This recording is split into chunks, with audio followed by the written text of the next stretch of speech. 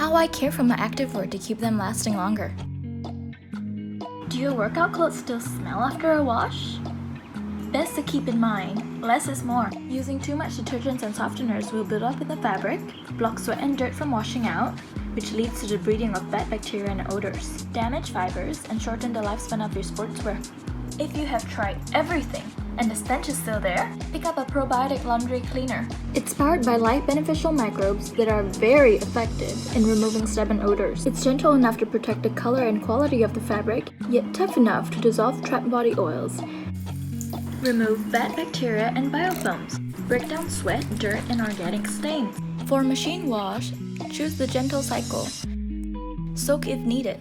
I like using it because it's an all-in-one, cleans well, softens the fabric without irritating my sensitive skin, unlike other cleaners I have tried. Keep in mind not to mix in other detergents and softeners as the chemicals will kill the life beneficial microbes. If you have any questions, comment down below. Follow for more probiotic tips.